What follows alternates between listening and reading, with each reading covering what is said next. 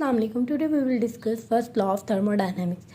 First law of thermodynamics हमें concept दे रहा होता है law of conservation of energy का। Basically law of conservation of energy क्या है कि energy can not be created और can not be destroyed, it may change from one form to another form. Basically क्या हो रहा होता है कि एनर्जी जो है ना उसको हम क्रिएट कर सकते हैं ना डिस्ट्रॉय कर सकते हैं, लेकिन क्या हो रही थी ये एक फॉर्म से दूसरी फॉर्म में कन्वर्ट हो रही होती है। जो फर्स्ट लॉ ऑफ थर्मोडायनेमिक्स है बेसिकली उसने भी हमें law of conservation of energy का कॉन्सेप्ट दिया। अगर हम कंसीडर कर लेते हैं कि हमारे पास एक थर्मोडायनेमिक सिस्टम है having a atom of a gas, वो जो एटम है वो डायटोमिक भी हो सकते हैं, कंपाउंड भी हो सकता है और मोनोटोमिक गैस भी हो सकती है। ये हमने कंसीडर कर लिया कि ये हमारा एक थर्मोडायनेमिक सिस्टम है, इसके ऊपर एक पिस्टन लगा हुआ है, ठीक है। अब जो गैस ये क्या है, कोई भी अगर तो हमारे पास ये मोनोटोमिक है तो उसमें क्या होगी, इंटरनल एनर्जी होगी। इंटरनल एनर्जी बेसिकली क्या होता है, सम ऑफ ऑल द एनर्जीज। वो काइनेटिक एनर्जी होगी, उसकी ट्रांसलेशनल होगी, वाइब्रेशनल होगी, रोटेशनल होगी, सारी एनर्जीज को हम कह देते हैं ये उसकी इंटरनल एनर्जी है। अब क्या है, उसका पहले जो वॉल्यूम है वो क्या है, V1 है। अब हमने क्या करना है उसको एक, अगर तो हमारे पास क्या हो रहा है कि डायटोमिक है तो डायटोमिक में क्या होगा, दो मॉलिक्यूल्स होंगे, उनके दरमियान क्या बॉन्डिंग भी होगी, तो उस बॉन्डिंग की जो एनर्जी है वो भी इंटरनल एनर्जी में इंक्लूड होगी। ठीक हो गया। अब क्या है कि हमारे पास क्या है, इसका वॉल्यूम जो है एक थर्मोडायनेमिक सिस्टम है, उसका वॉल्यूम क्या है, V1 है। अब क्या किया, हमने हीट दी है सिस्टम को। जब हमने हीट दी तो क्या हुआ कि इनकी जो एटम की मोशन है वो इंक्रीज़ की। जब मोशन इंक्रीज़ की तो क्या हुआ, इंटरनल एनर्जी जो है वो सिस्टम की इंक्रीज़ कर गई। इंटरनल एनर्जी इंक्रीज़ की, साथ में क्या हुआ कि हमारा जो पिस्टन है, हमने जो पिस्टन लगाया था वो क्या था, मूवेबल था, पिस्टन भी मूव कर गया। तो अब जो हमारा जो वॉल्यूम है सिस्टम का वो VF हो गया। तो जब पिस्टन मूव किया, गैस क्या हुई, एक्सपेंड हुई, मतलब वर्क डन हुआ। उस वर्क डन को हम लिख देते हैं W is to P delta V। अब जो हीट हमने सप्लाई की थी वो बेसिकली क्या हो रही थी, जो हीट हमने इसको सप्लाई की सिस्टम को वो क्या हो रही थी, कन्वर्ट हो रही थी। एक तो क्या उसकी इंटरनल एनर्जी में चेंज हो रहा था, दूसरी क्या है कंज्यूम हो रही थी इन वर्क डन के, वर्क डन में भी कंज्यूम हो रही थी। तो हम कह सकते हैं कि हमारे पास एक्सप्रेशन क्या हो जाता है, Q is equal to delta E plus W। हम इसको इस तरह भी लिख सकते हैं, delta E is equal to Q minus W कि चेंज इन इंटरनल एनर्जी क्या होगा कि जितनी हीट हमने प्रोवाइड की है उसमें से कुछ एनर्जी जो है वो यूज़ हो जाएगी, कुछ हीट जो है वो यूज़ हो जाएगी, कंज्यूम हो जाएगी कि इसमें वर्क डन में, और बाकी जो बचेगी वो हमारे पास क्या आएगा, चेंज इन इंटरनल एनर्जी। इसको हम इस तरह देख सकते हैं कि हमारे पास एक सिस्टम है, उसकी एनर्जी जो है वो 100 जाउल है, ठीक हो गया। हमने उसको हीट प्रोवाइड की 50 जाउल। अब क्या हुआ कि जब हम लोगों ने हीट उसको प्रोवाइड की तो क्या हुआ, वर्क डन होगा। तो हम कह देते हैं 20 जाउल जो एनर्जी है वो कंज्यूम होगी वर्क डन में, कि यानी पिस्टन को अपवर्ड मूव करवाने में। बाकी जो 30 है वो क्या हो जाएगी, कन्वर्ट हो जाएगी इंटरनल एनर्जी में। तो हम कह सकते हैं कि हमारे पास क्या होगा कि जब हम लोगों ने हीट प्रोवाइड की तो हमारे पास टोटल जो एनर्जी होगी वो क्या थी, वो 150 थी, ठीक है। कुछ एनर्जी जो है, कुछ हीट जो है वो कन्वर्ट होगी, यूज़ होगी किसमें, इंटरनल एनर्जी में, और कुछ जो है वो वर्क डन में होगी। तो टोटल भी बिफोर आफ्टर पहले भी 150 थी, उसके बाद भी 150 ही रही, लेकिन क्या हो रहा है कि 20 जाउल जो है वो वर्क डन में कंज्यूम होगी और बाकी इंटरनल एनर्जी में कन्वर्ट होगी। तो हम उसको कह देते हैं चेंज इन इंटरनल एनर्जी। अगर तो हमारा work done on the system की हम बात करें तो क्या होगा, पहले हमारे पास क्या था, work done by the system. अब क्या होगा, delta E is equal to Q plus W, ठीक है। अगर तो हमारे पास जो सिस्टम है हमारा उस पर कोई वर्क डन नहीं हो रहा, हमारी क्या होगा, सारी की सारी जो हीट है वो कन्वर्ट हो जाएगी किसमें, इंटरनल एनर्जी में। क्या हो रहा है कि अगर हम लोग ऐसा पिस्टन लगा देते हैं जो मूव नहीं कर रहा तो क्या होगा, जितनी हीट हम प्रोवाइड करेंगे वो सारी क्या होगी, कंज्यूम हो जाएगी, कहाँ पे चली जाएगी, चेंज इन इंटरनल एनर्जी में चली जाएगी। और अगर हम ऐसा सिस्टम ले रहे होते हैं जिसमें क्या है कोई हीट नहीं है, लेकिन हम लोग इसमें क्या कर रहे हैं, सिर्फ जो हमारा पिस्टन है उसको अप एंड डाउन मूव कर रहे होते हैं, तब क्या है कि यहाँ पे हीट ट्रांसफ़र नहीं हो रही, तो क्या होगी, सारी की सारी जो वर्क डन है वो किस में कन्वर्ट हो रहा होगा, इंटरनल एनर्जी में। कि पिस्टन को अप एंड डाउन मूव किया, उससे क्या होगा, इंटरनल एनर्जी में चेंज होगा। अब जो फर्स्ट लॉ ऑफ थर्मोडायनामिक्स था उसने हमें कंसेप्ट दिया हीट का, ठीक है। हीट बेसिकली क्या होती है, heat is a energy in transit, कि हीट हमारे पास क्या एनर्जी है जो हमेशा क्या रहती है, फ्लो में रहती है। उसकी फ्लो की डायरेक्शन क्या है वो हमें सेकंड लॉ ऑफ थर्मोडायनामिक्स से पता चलेगी। जब हम second law of thermodynamics discuss करेंगे तब हमें पता चलेगा कि हमारे पास क्या होता है कि हीट जो है हमारी फ्लो कर रही होती है from high temperature to low temperature, ठीक है। फर्स्ट लॉ ऑफ थर्मोडायनामिक्स ने बेसिकली हमें हीट का कॉन्सेप्ट दे दिया, लेकिन ये नहीं बताया कि किस डायरेक्शन, उसने ये बता दिया कि हमारे पास क्या हीट फ्लो करी है, किस डायरेक्शन में फ्लो करी है ये उससे हमें नहीं पता चला, ठीक है। अब हमारे पास कॉन्सेप्ट आ जाता है हीट कैपेसिटी का। हीट कैपेसिटी बेसिकली क्या होती है कि अगर हमारे पास एक सब्सटेंस है, हमने उसका टेम्परेचर राइज करना है बाय 1 डिग्री और 1 केल्विन, तो उसके लिए जो हमें हीट चाहिए होगी हम उसको क्या देते हैं, ये हमारे पास क्या है, हमारी हीट कैपेसिटी है। तो हम इसको ऐसे डिफाइन कर सकते हैं, it is the amount of heat required to raise the temperature of any substance by 1 degree और 1 केल्विन, ठीक है। तो बेसिकली क्या है, इसको हम सी के साथ डिनोट करते हैं और हमारे पास क्या है, चेंज इन हीट, ठीक हो गया।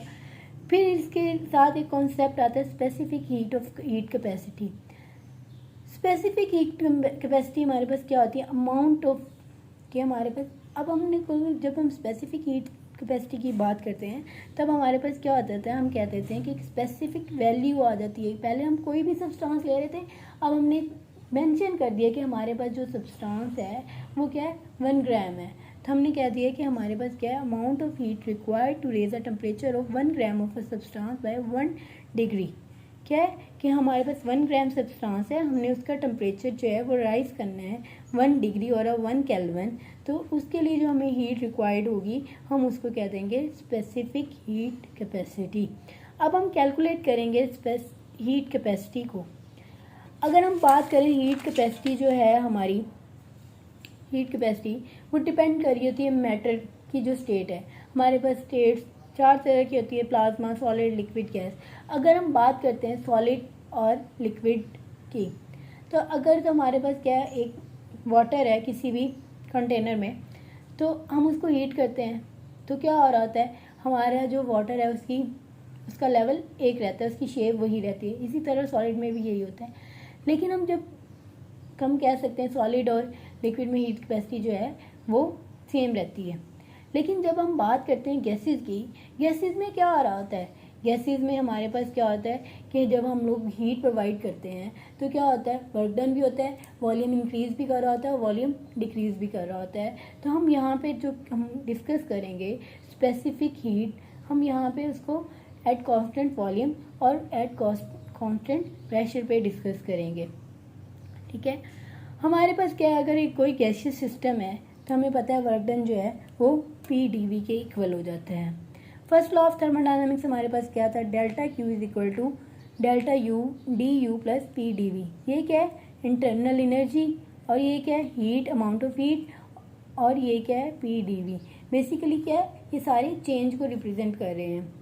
अब हमारे पास क्या है कि हमारे पास जो गैस है हम उसको 2 कोऑर्डिनेट्स के साथ रिप्रेजेंट कर रहे होते हैं। तो यहाँ पे हम लोग कंसीडर कर लेते हैं कि हमारे पास जो टेम्परेचर है और वॉल्यूम जो है वो इंडिपेंडेंट वेरिएबल्स हैं, हम उसमें कंसीडर कर लेते हैं। U जो हमारा इंटरनल एनर्जी है वो क्या है, स्टेट फंक्शन है, हम उसको एक्सप्रेस कर सकते हैं। U जो है T और V हमारे पास क्या है, इंडिपेंडेंट कोऑर्डिनेट्स हैं। अब हमने देखना है कि एक स्मॉल चेंज इंटरनल एनर्जी में लेके आना है, वो हम कैसे करेंगे, delta U is equal to du is equal to delta U over delta T constant volume, ठीक है, into dV plus delta U plus divided by delta V into constant at constant pressure और temperature into dV और dt आएगा, dV आएगा, ठीक हो गया। अब हमने ये देखना है कि हमारे पास हम लोगों ने क्या किया कि हमारा जो इंटरनल एनर्जी है वो फंक्शन है बेसिकली किसका, टेम्परेचर का और वॉल्यूम का। तो हमने इंटरनल एनर्जी में थोड़ा सा चेंज करना है, तो उसके लिए हमें क्या चाहिए होगा कि हमें कांस्टेंट प्रेशर पे और कांस्टेंट वॉल्यूम पे और कांस्टेंट टेम्परेचर पे हम उसको कंसिडर करेंगे। अब तो ये हमारे पास क्या आ गया, ये एक्सप्रेशन आ गया। अब हम क्या करेंगे, ये एक्सप्रेशन जो आया है हमारे पास, हम इसको इसमें पुट कर देंगे।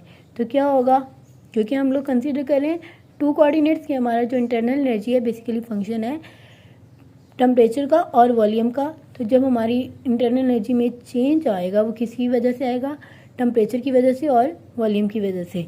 ठीक है, हम लोगों ने इसमें पुट किया delta Q is equal to D U की जगह partial by V D T plus partial U और partial V into T D V plus P D V. ठीक हो गया। अब क्या कर रहे हैं, अब यहाँ पे आप देखें ये भी डी वी है, ये भी डी वी है, तो यहाँ से डी वी को कॉन्स्टेंट ले लेंगे। Delta Q is equal to partial U over partial T volume D T plus partial U over partial V constant temperature plus P into D V. अब क्या करना है कि ये अब हमारे पास एक एक्सप्रेशन आ गया है किसका, ये हमारे पास एक्सप्रेशन आ गया है स्पेसिफिक हीट का। ठीक हो गया, स्पेसिफिक हीट का एक्सप्रेशन आ गया। जब हम बात कर रहे हैं कि हम लोग ने कंसेप्ट कर दिया, हमने कंसेप्ट इंट्रोड्यूस करवा दिया हीट कैपेसिटी का। अब हीट कैपेसिटी का कंसेप्ट तो इंट्रोड्यूस हमने करवा ली है। अब हमने देखना है कि हम बात कर रहे हैं कि हमारे पास heat capacity at constant volume लेना है और एट कांस्टेंट प्रेशर लेना है। जब हम कांस्टेंट वॉल्यूम लेंगे तो क्या मतलब है कि जो चेंज है वॉल्यूम में वो ज़ीरो है। तो जब यहाँ पे ज़ीरो है तो ये सारी टर्म क्या हो जाएगी, ज़ीरो हो जाएगी। तो हमारे पास क्या हो जाएगा, delta Q is equal to partial U over partial T into V D T. ये इधर चला जाएगा, क्या हो जाएगा डी टी। तो ये क्या आ गया, specific heat at constant volume. वो बेसिकली हमारे पास क्या है, specific heat at constant volume हमारे पास क्या दे रही है कि चेंज इन इंटरनल एनर्जी। कि क्या हो रहा है कि जब हम कांस्टेंट वॉल्यूम की बात करते हैं तो हमारे पास जो हीट हम उसको प्रोवाइड करेंगे वो सारी की सारी किस में कन्वर्ट हो जाएगी, इंटरनल एनर्जी में। आप कंसीडर कर सकते हैं ये हमारे पास एक सिस्टम है, उसमें क्या है, एक पिस्टन लगा हुआ है। ठीक हो गया, तो ये पिस्टन जो है वो मूव नहीं कर रहा, हमारे पास क्या है, वॉल्यूम फिक्स्ड है। वॉल्यूम फिक्स्ड है तो क्या हुआ, हम लोगों ने क्या किया, हीट प्रोवाइड की सिस्टम में। जब हीट सिस्टम में प्रोवाइड हुई तो इनकी जो एटम्स की जो मोशन है वो इंक्रीज़ की। तो उससे क्या हुआ, वॉल्यूम तो इंक्रीज़ नहीं कर रहा, वर्क डन तो हो ही नहीं रहा। तो क्या हो रहा है कि हमारे पास क्या हो रही है कि जो इतनी हीट हमने प्रोवाइड की वो सारी किस में यूज़ हो रही है, इंटरनल एनर्जी को चेंज करने में। सारी की सारी एनर्जी क्या हो रही है, इंटरनल एनर्जी में चेंज हो रही है। तो हम कह सकते हैं कि हमारे पास जो heat capacity at constant volume है वो बेसिकली हमें क्या दे रही होती है, चेंज इन इंटरनल एनर्जी। तो यहाँ पे हम कह सकते हैं कि अगर वॉल्यूम में चेंज नहीं आ रहा तो कोई वर्क डन नहीं होगा। तो हम कह सकते हैं change in internal energy will equal to heat entering in the system. कि हमारे पास जितनी हीट सिस्टम एंटर होगी वो सारी की सारी क्या होगी, चेंज इन इंटरनल एनर्जी में चली जाएगी, कि इक्वल होगी। अब हम कैलकुलेट कर लेते हैं heat capacity at constant pressure. ठीक है, जब हम कांस्टेंट प्रेशर की बात करते हैं तो हमारे पास क्या है कि ये एक सिस्टम है। ठीक है, इसी सिस्टम को ले लो आप, ये हमारे पास एक सिस्टम है। ठीक है, हमने हीट प्रोवाइड की, क्या हुआ, पिस्टन जो है मूवेबल है, तो क्या होगा, अब हो क्या रहा है, गैस जो है वो एक्सपेंड करेगी। ये हमारे पास पहले जो इसका प्रेशर था वो 1 एटमॉस्फेरिक प्रेशर था। ठीक हो गया, जब हमने हीट प्रोवाइड की तो क्या होगा, अगर तो पिस्टन मूव नहीं करता तो हमारे पास क्या होगा कि जो प्रेशर है वो क्या होगा, 2 एटमॉस्फेरिक हो जाएगा। उस प्रेशर को हम लोगों ने कांस्टेंट रखने के लिए क्या करेंगे, हमारे जो पिस्टन है उसको अपवर्ड मूव करवाएंगे। जब हम उसको अपवर्ड मूव करवाएंगे तो क्या होगा, वॉल्यूम इंक्रीज़ करेगा। जब वॉल्यूम इंक्रीज़ करेगा तो हमारे पास प्रेशर वापस 1 एटमॉस्फेरिक प्रेशर ही हो जाएगा। पहले वॉल्यूम V1 था, अब V2 हो गया। तो अब क्या होगा कि हमारा जो प्रेशर है वो क्या कांस्टेंट ही रहा, लेकिन क्या आ रहा है, वॉल्यूम इंक्रीज़ कर रहा है। तो क्या आ रहा है, चेंज कहाँ पे आ रहा है, वॉल्यूम में। तो हम कह सकते हैं कि वॉल्यूम में जो चेंज है वो क्या हो रहा है, dV is equal to partial V over partial T at constant pressure into dt। Basically क्या हो रहा है कि जब हम लोगों ने कांस्टेंट प्रेशर की बात करते हैं तो वर्क डन हो रहा है, तो वर्क डन किसके इक्वल होता है, P डेल्टा V। P तो हम लोग बात ही करें कि हमारे पास कांस्टेंट है, इसको तो हम चेंज नहीं करेंगे, लेकिन क्या हो रहा है, डेल्टा V में चेंज आ रहा है। उस डेल्टा V को हम चेंज को इस तरह लिखते हैं। अब क्या करते हैं, हम इसको इक्वेशन नंबर, ये जो हमारी इक्वेशन थी जहाँ पे हमारे पास कंसेप्ट आया था हीट कैपेसिटी का, हम उसमें पुट करेंगे। जब हमने इसमें पुट की इस इक्वेशन को तो हमारे पास क्या आ जाएगा, delta Q is equal to, यही वाली इक्वेशन लिखनी है लेकिन हम लोग क्या करेंगे, डी वी की जगह ये वाली वैल्यू पुट कर देंगे। तो क्या हो गया, partial U over partial T V D T plus partial U over partial V T plus P, D V की जगह हम लिख देंगे partial V over partial T P D T. ठीक हो गया। अब क्या करना है, अब यहाँ पे आप देखें डी टी कॉमन है तो क्या हो जाएगा, ठीक है, ये किसकी बात हो रही है, कांस्टेंट प्रेशर की बात हो रही है। Partial U over partial T plus partial U over partial V T plus P partial V over partial T into pressure, constant pressure. अब आप यहाँ पे देखें तो ये हमारे पास क्या है, ये हमारे पास बेसिकली क्या है कि यहाँ से आप देख सकते हो कि सी वी हमारे पास partial U over partial T into V आ रहा है। तो ये हमारे पास क्या है, सी वी, ये क्या है, सी पी। तो क्या एक्सप्रेशन हमारे पास बनेगा, C P is equal to C V plus partial U over partial T constant temperature plus P partial V over partial T at constant pressure. अब ये एक्सप्रेशन हमारे पास आ गया है कि हमारे पास क्या हो रहा है कि सी पी जो heat capacity at constant pressure है वो क्या है, वो ग्रेटर है heat capacity at constant volume. क्यों ग्रेटर है, अब आप यहाँ पे देख सकते हैं कि हमारे पास, हम कह सकते हैं कि कांस्टेंट प्रेशर पे हमें क्या ज़्यादा हीट प्रोवाइड करनी पड़ेगी अब जो हमारा सब्सटेंस है उसके टेम्परेचर को राइज करने के लिए। क्यों, क्योंकि वहाँ पे क्या हो रहा है, वर्क डन भी हो रहा है। ठीक है, तो यहाँ पे दो चीज़ें हो रही है, एक तो इंटरनल एनर्जी इंक्रीज कर रही है और दूसरा क्या हो रहा है, साथ में वर्क डन हो रहा है। इस वजह से हमें ज़्यादा हीट रिक्वायर्ड होगी सब्सटेंस का टेम्परेचर को इंक्रीज़ करने के लिए। ठीक है, और यहाँ पे इधर क्या हो रहा है कि सारी हीट जो है, जितनी हीट एंटर हो रही है वो किसके इक्वल है, इंटरनल एनर्जी के। तो यहाँ से हमें पता लग रहा है कि हमारे पास मैथमेटिकली भी पता चल रहा है कि हमारे पास जो स्पेसिफिक जो heat capacity at constant pressure है वो ग्रेटर है than heat capacity at constant volume. अब हम इंटरप्रेट कर लेते हैं कि ये जो हमारी इक्वेशन आई है वो क्या है। बेसिकली क्या हो रहा है, C P minus C V is equal to partial U over partial T constant temperature plus P partial V over partial T into P. जो फर्स्ट टर्म है हमारी ये वाली, ये हमारी राइट साइड पे जो फर्स्ट टर्म है, इसलिए हमें क्या बता रही है, ये हमें बता रही है किस तरह हमारी जो इंटरनल एनर्जी जो है वो चेंज हो रही है वॉल्यूम के साथ एट कांस्टेंट टेम्परेचर। ठीक है, ये बेसिकली क्या है कि हमारे पास वर्क डन हो रहा है अगेंस्ट द इंटरमोलिकुलर फोर्सेस, कि हमारे पास जो गैस है उनके जो एटम है उनके दरमियान कोई इंटरमोलिकुलर फोर्सेस भी हैं, तो ये हमारे पास एसोसिएट है, ये जो टर्म है वो एसोसिएट है work done against the intermolecular forces के अगेंस्ट वर्क डन में ये हमारी टर्म इन्वॉल्व है। सेकेंड टर्म हमें बता रही है कि क्या हो रहा है, पिस्टन जो है मूव बैक कर रहा है सराउंडिंग के।